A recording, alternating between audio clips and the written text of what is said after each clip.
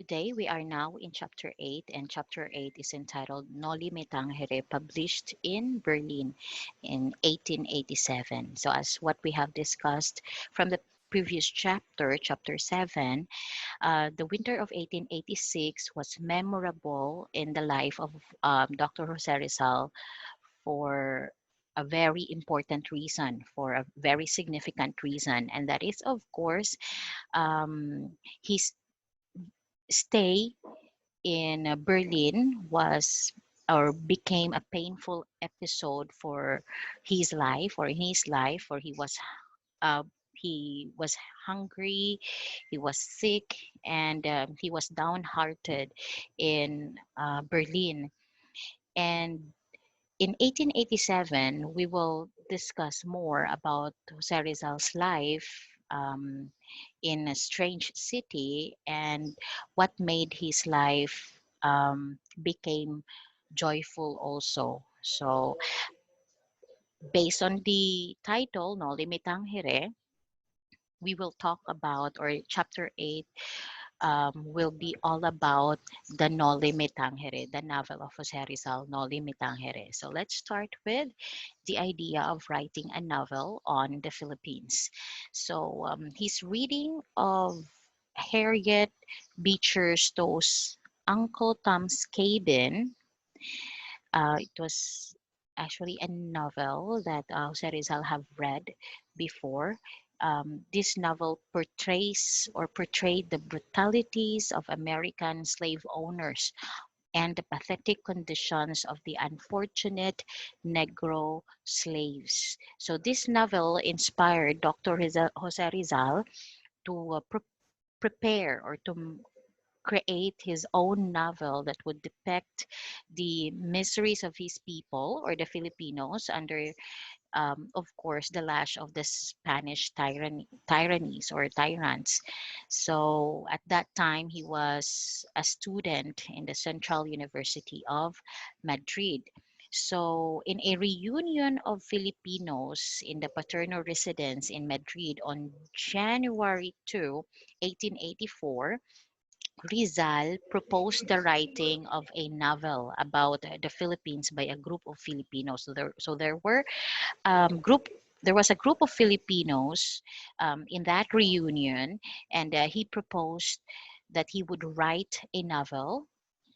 And his proposal was, of course, unanimously approved by those present for during that time, during that reunion. And among them who approved for the making of the novel was the Paternos. The Paternos.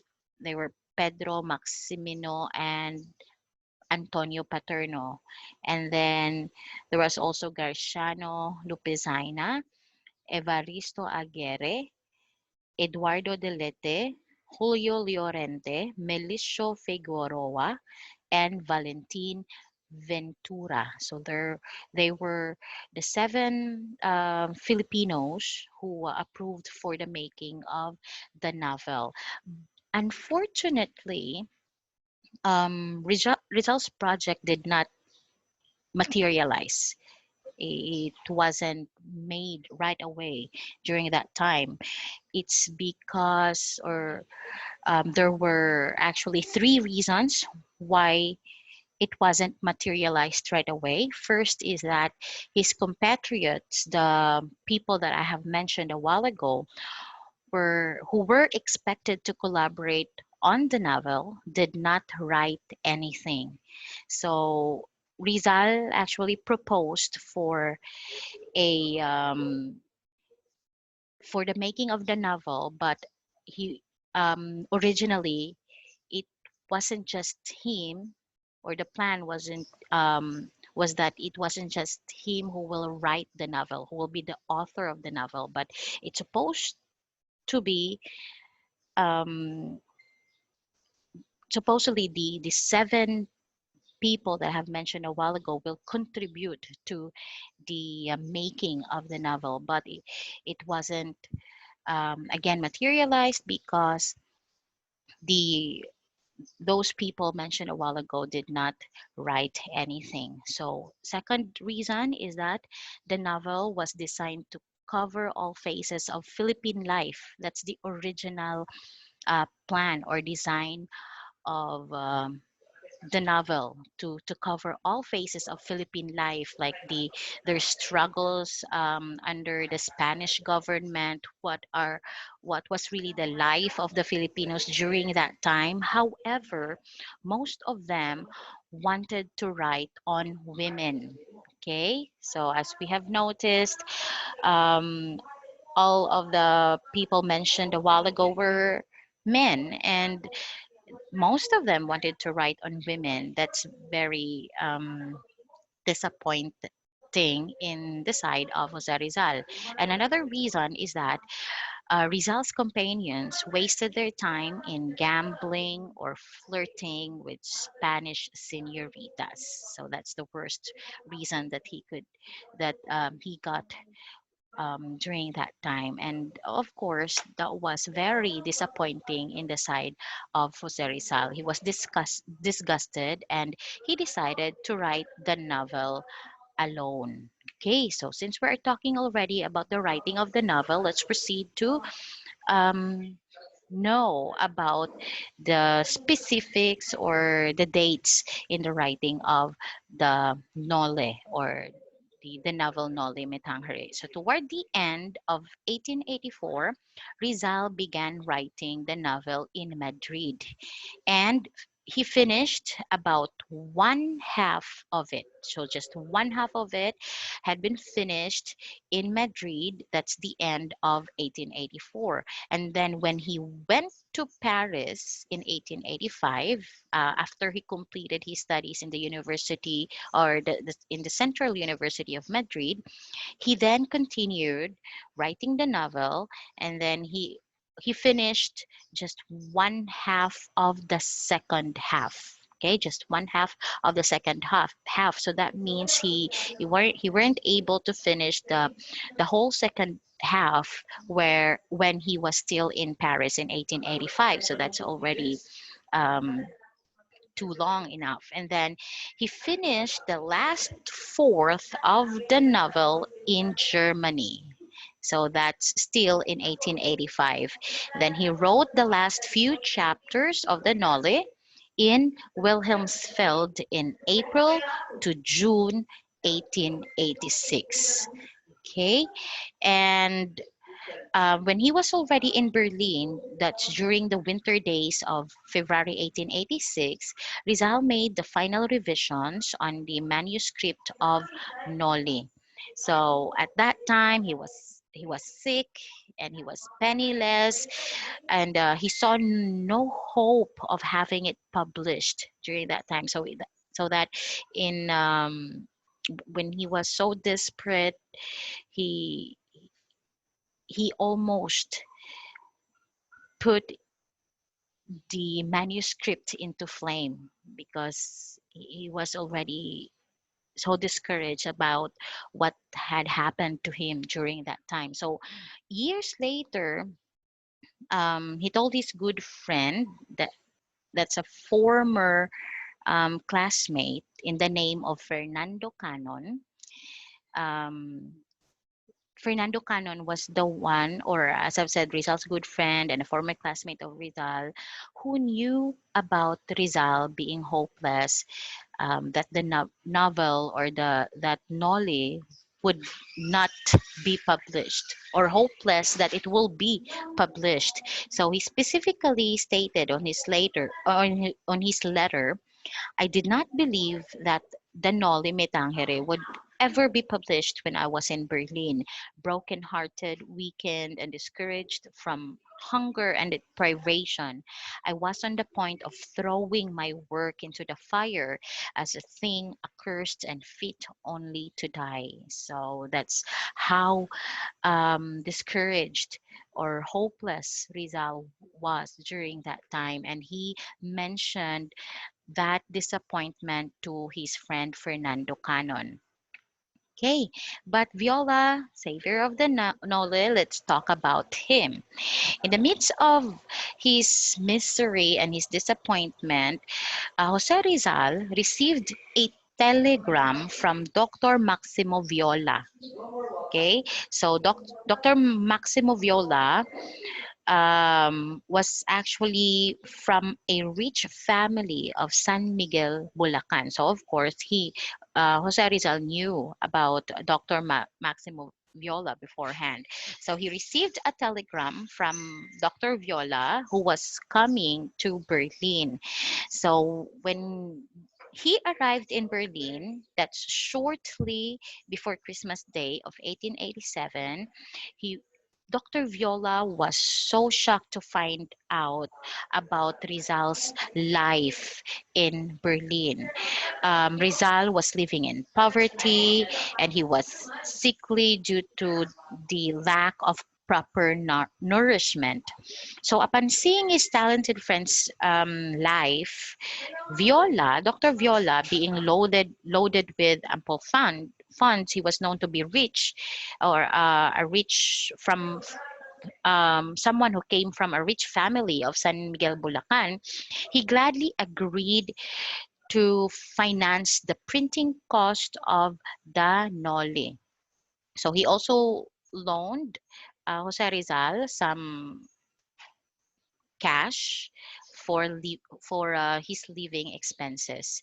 So it came to pass that Rizal and Viola happily celebrated the Christmas of 1886 in Berlin with a sumptuous feast.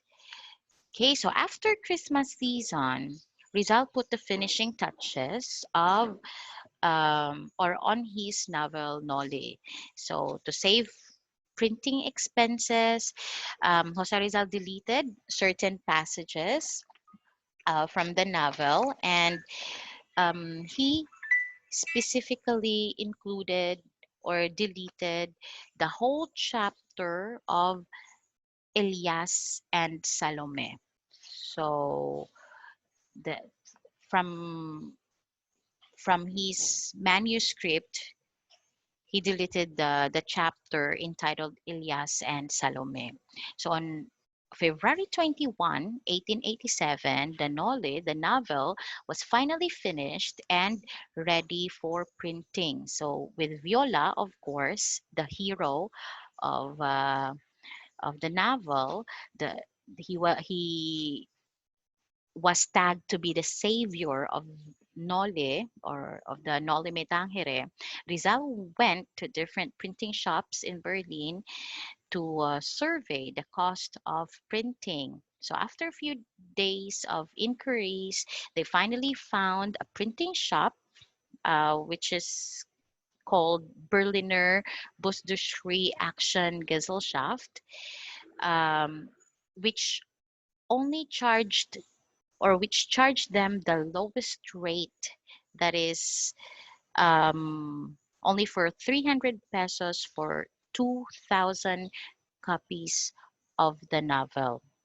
So that was the cheapest that they were able to inquire. So that's why they went there, and finally they started the printing of the Noli Me Tangere. So let's proceed then to Rizal suspected as French spy. During the printing of the Nole, or the novel, there was a rare incident that happened to Jose Rizal's life. So there was one morning that the chief of police in Berlin paid a sudden visit to Rizal's boarding house, and he requested to see Jose Rizal's passport. So during that time, Rizal could not produce a passport, for he actually had none. He did not have a passport during that time, because in those days it was still okay, or it was still possible to travel without a passport. So that's why Jose Rizal did not have a passport when he traveled from one country to another. So the police chief, going back to the police chief, he then told Jose Rizal to secure a passport within 4 days. So otherwise, if Jose Rizal will not be able to produce a passport, then he would be deported. So of course, Jose Rizal immediately processed his paper, or immediately prepared for the um, processing of his passport, and of course, still with Viola, they went to the Spanish embassy to seek the help of the Spanish ambassador, the Count of Benumar, who promised to attend to the matter. But the ambassador failed to keep his promise. So that means the bottom line is that he Jose Rizal wasn't able to get or secure his passport. And the reason of the ambassador is that it turned out that the ambassador himself had no power to issue the required passport of Dr. Jose Rizal. So at the expiration of the fourth day, um, I mean, as what I have mentioned a while ago, Jose Rizal was given the fourth, only 4 days to process his passport, or to secure his passport. So the 4 days already expired. So Rizal presented himself at the office of the German police chief, and he had no choice but to just apologize for his failure to obtain a passport. And he politely asked the police chief why he was to be deported when he had not committed any crime. Because as I've said, as what I have mentioned a while ago, during that time it was still okay. It was still possible to travel without a passport. So that means, technically speaking, Jose Rizal did not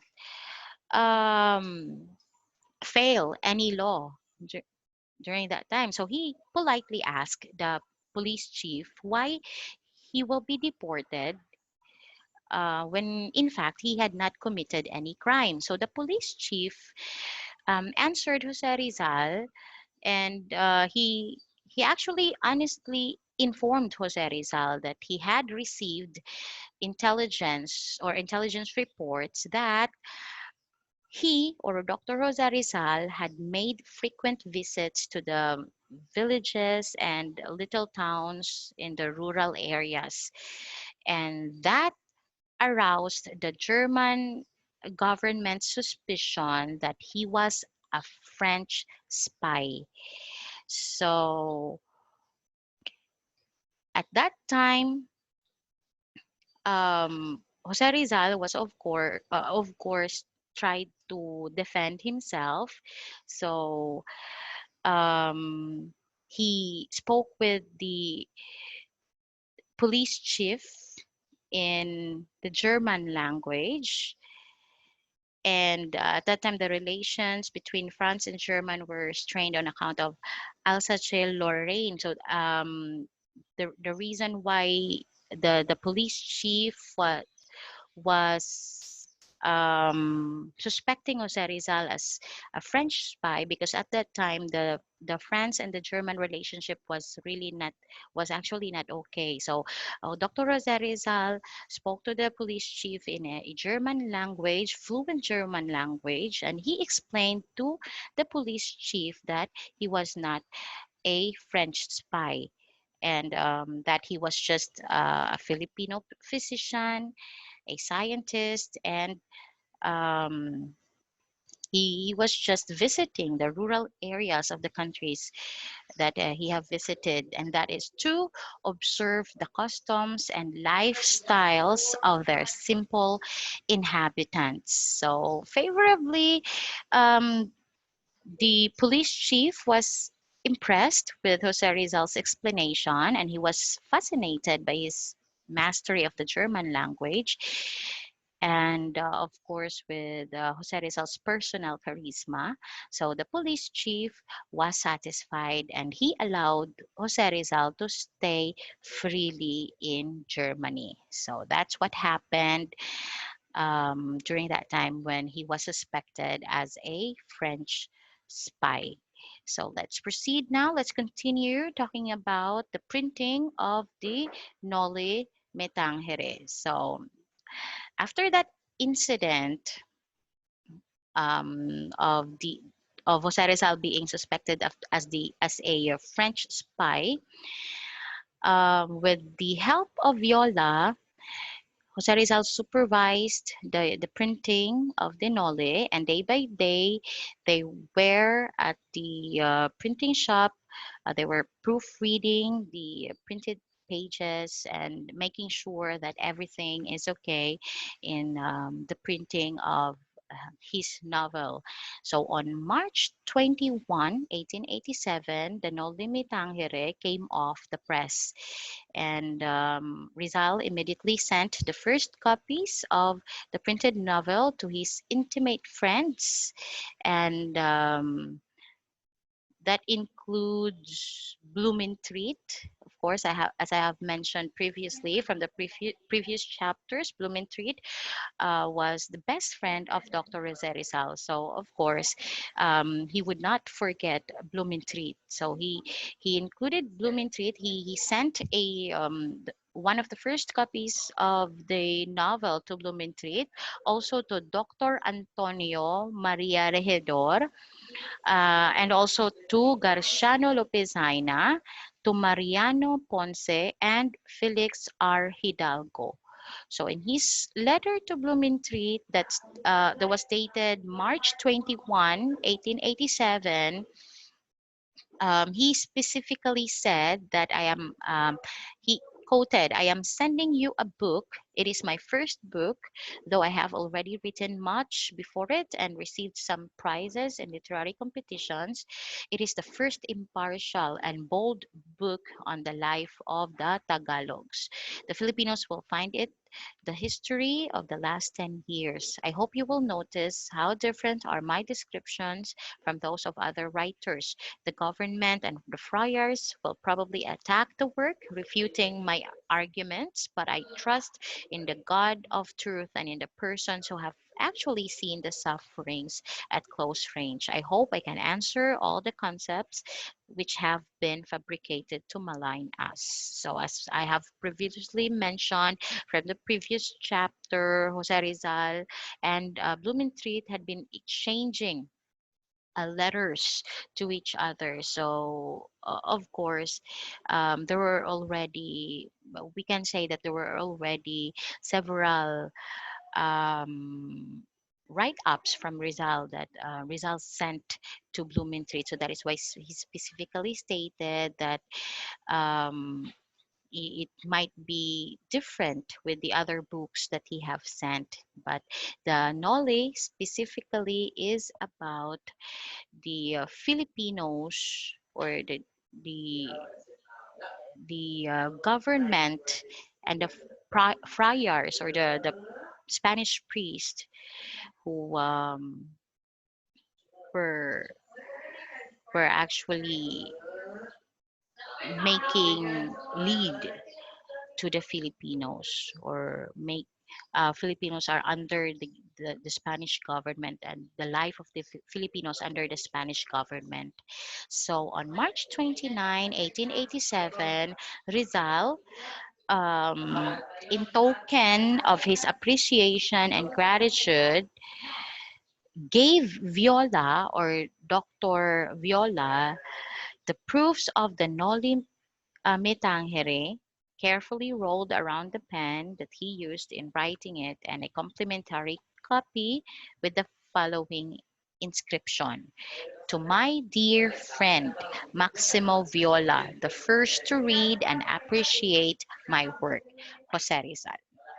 Okay, so see how very appreciative Jose Rizal was, and as I have mentioned previously, uh, as soon as we will know about the life of Rizal, we will also discover some characters of Jose Rizal that actually were so inspiring to us or for us Filipinos. So this is just one of the good qualities of Jose Rizal that um, Filipinos should follow, and that is to give compliment and to uh, appreciate the help of other people.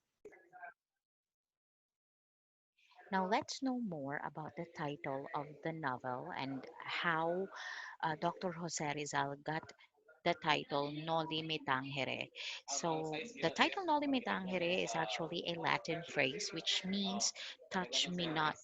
So it is not originally conceived by Rizal, for he personally admitted taking it from the Bible, and it was evident from his letter to Felix R. Hidalgo. So Rizal wrote to Felix R. Hidalgo in French on March 5, 1887, and he said, quoted, Noli me tangere, words taken from the Gospel of St. Luke, signify do not touch me. So, in deciding of this biblical source, Rizal actually made a mistake. And of course, after all, Jose Rizal was just a human being, and we are not perfect. So, he made a mistake. It should be, or instead of Saint Luke, it should be the Gospel of Saint John, chapter 20, verses 13 to 17. And according to Saint John, on the first Easter Sunday, Saint Mary Magdalene visited the Holy Sepulchre, and to her, our Lord Jesus just risen from the dead. She said, quoted, touch me not, I am not yet ascended to my Father, but go to my brethren and say unto them, I ascended unto my Father and your Father, and to my God and your God. Quoted. So this is how, or this is actually how Dr. Jose Rizal got the title Noli Me Tangere, or Touch Me Not. And of course, Rizal dedicated his Noli Me Tangere novel to the Philippines, and he claimed the Philippines as his fatherland, or to my fatherland, as he quoted.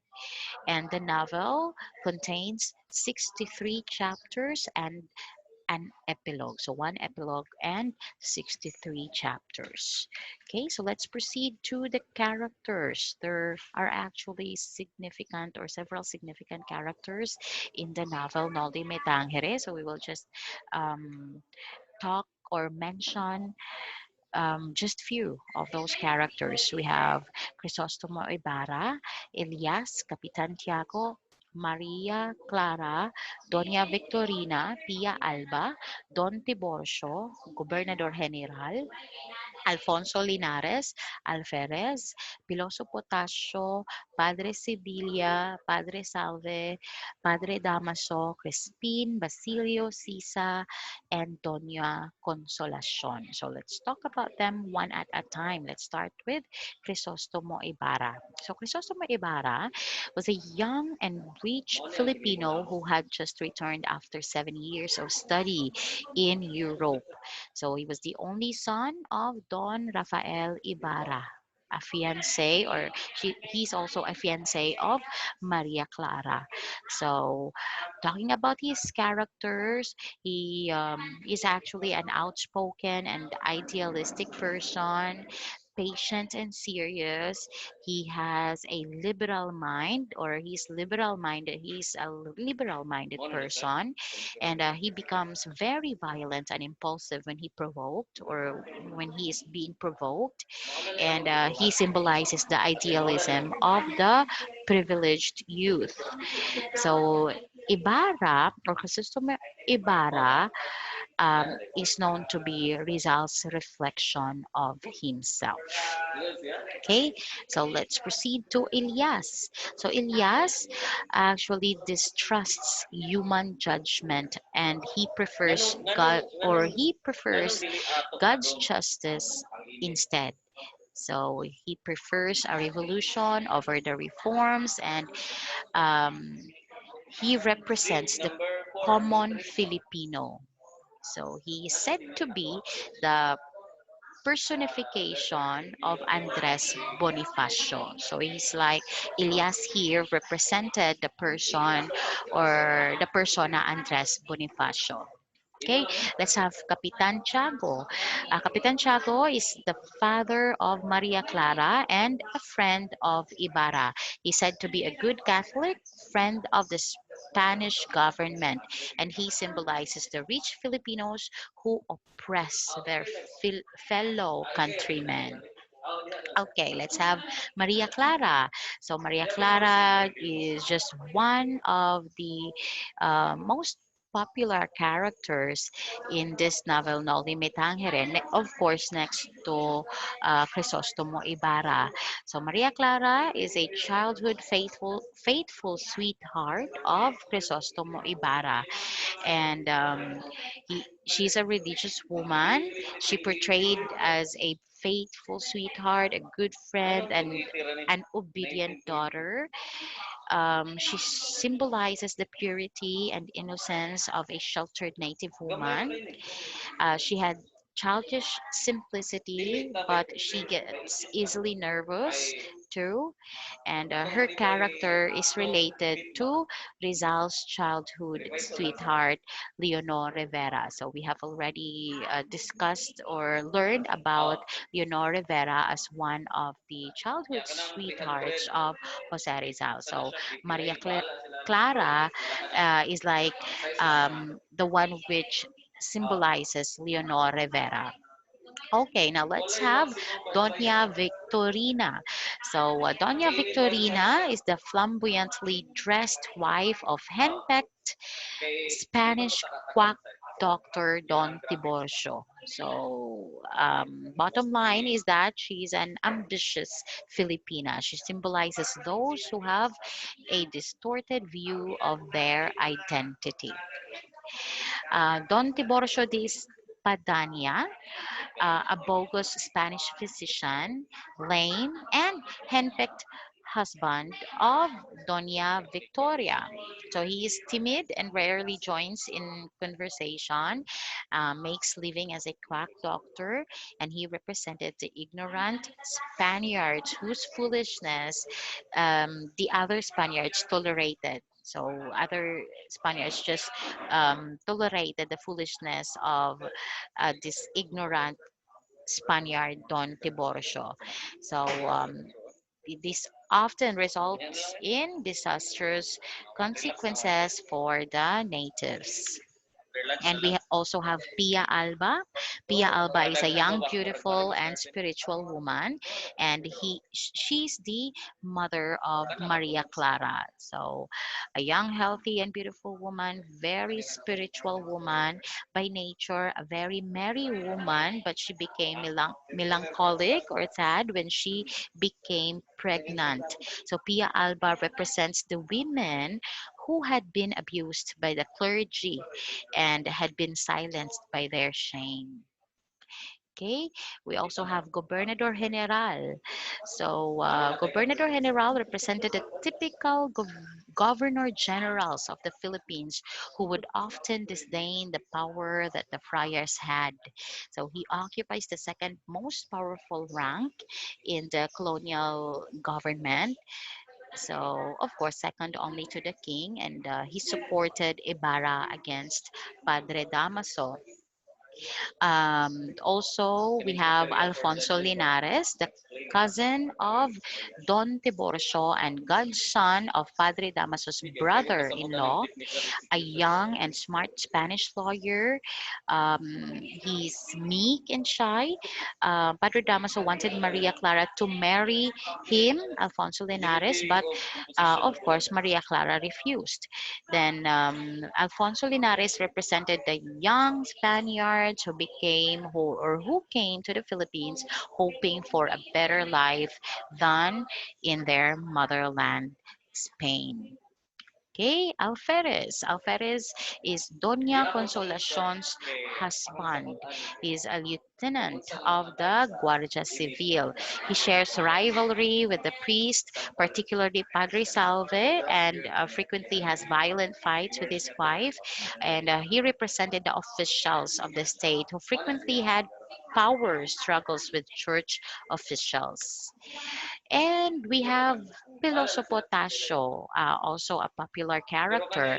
Of course, he is known as Piloso Potasio. He's a pessimist.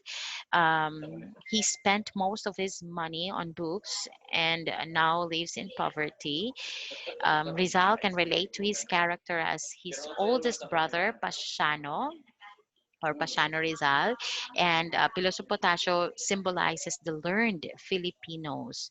So, of course, um, Piloso Potasio is a wise old man whose ideas were too advanced for his time, so that the people who could not understand him and called him the Tasio the Lunatic. Okay, and let's have Padre Hernando Sibila. He's a Dominican friar who is the curate of Binondo, or the parish priest of Binondo, and had been a former professor at San Juan de Letran College. He is often cool and intelligent, especially when correcting the other friar, Padre Damaso, to be specific, of the latter's ostentatiousness. And then he symbolizes the liberal friar, but would rather stay in the background rather than incur the wrath of other priests in power. He's aware of the injustices done to the natives, but would not do anything to change it, as all he cares about is getting his congregation in power. Let's have Padre Bernardo Salve. He's a Franciscan curate or parish priest of San Diego, secretly harboring lust for Maria Clara. So he likes Maria Clara, and he's described to be a very thin and sickly man. He manipulates people to get what he wants. And we also have Padre Damaso, a fat Franciscan friar who had been parish priest for 20 years of San Diego, Calamba. So he's talkative and cruel priest. He continually antagonizes Ibarra and prevents his marriage to Maria Clara. And the worst thing is that in the novel, he even raped Doña Pia, Maria Clara's mother. So he symbolizes the Spanish friars of Rizal's time. Okay, we have Sisa, also a very popular character. Um, she's formerly a rich girl who married a gambler and became poor. Um, she's the deranged mother of Basilio and Crispin, who would not know those characters. So she's described as beautiful and young, although she loves her children very much. She cannot protect them from the beatings of her husband, Pedro. So she personified the suffering of the motherland, and she's named after Rizal's older sister, Narcisa. And of course, we have Basilio, one of the children of Sisa. He's 10 years old, an acolyte or a servant who is tasked to ring the church bells for the Angelus. And he represented the innocent who were wrongly accused of crimes they did not commit. And their story was based on the true tale of the Crisostomo brothers of Hagunoy. We have Crispin. He's 7 years old. He's the younger brother of Basilio, and he often talks about silly things and is Caesar's favorite son. He's an altar boy, and he was unjustly accused of stealing money from the church. We also have Doña Consolacion. He's the wife of the Alferez of San Diego and often has violent arguments with her husband, pretends not to know Tagalog, and often uses Spanish words even if she does not know the meaning. And she's actually the vulgar mistress of the Spanish alferez. And she symbolizes the Filipinos in our society who are ashamed of their own race and nationality. Okay, so those were just few of the characters of Noli Me Tangere. And of course, you will know more about them once you will read the novel Noli Me Tangere. Okay, so the Noli is actually based on truth and a true story of Philippine condition during the last decades of Spanish rule. So the places, the characters, and the situations really existed. The characters were all drawn by Rizal, uh, persons who actually existed during his time. And let's talk about the characters. Or actually, a while ago, I have individually introduced the reality part of each characters. But let's review the characters in reality. Maria Clara is Leonor Rivera, as I've said a while ago, one of the childhood sweethearts of Dr. Jose Rizal, and Ibarra and Ilias, represented by Rizal himself, and Tasio, the philosopher, or Pilosopo Tasio, is the elder brother of Rizal, who is Pasiano, and Padre Salve is Padre Antonio Piernavieja. Capitan Tiago is Capitan Hilario Sonico. Doña Victorina is Doña Agustina Midel. Basilio and Crispin were the Crisostomo brothers of Hagunoy. Padre Damaso is the typical domineering friar, arrogant and immoral and anti-Filipino. Okay, now let's have the missing chapter of the Nole. We have already cited, or I have already cited just a little about the missing chapter of the Noli Me Tangere, and let's know more about it. In the original manuscript of Noli Me Tangere, there was a chapter entitled Elias and Salome, which follows chapter 24 in the woods. So, as I have mentioned previously, it has been deleted. The particular chapter on Elias and Salome was deleted by Rizal so that it was not included in the printed novel. And his reason for doing so was definitely economic. And that is, of course, by reducing the pages of the manuscript, um, the cost of printing would correspondingly be reduced.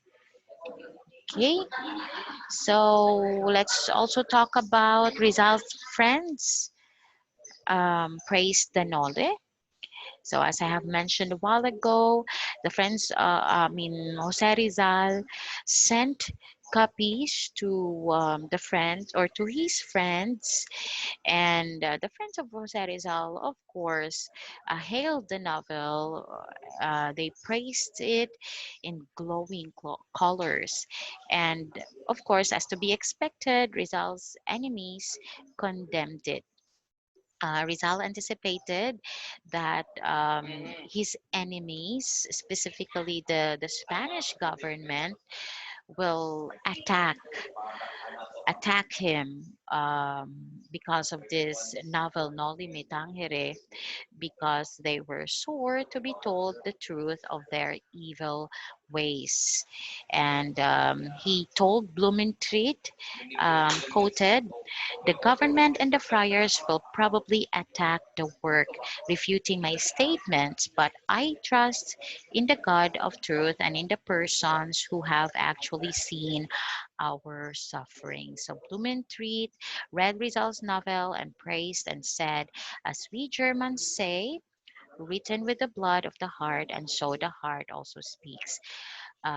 Rizal being an extraordinary person. So he described Jose Rizal, or Blumentritt specifically described Jose Rizal as an extraordinary person after reading the novel Noli Me Tangere. So of course, Blumentritt um, praised the talents of his Jose Rizal a lot of times already from his letter, or from his previous letter to Jose Rizal, but um, in this one, he once again stated how extraordinary Rizal was.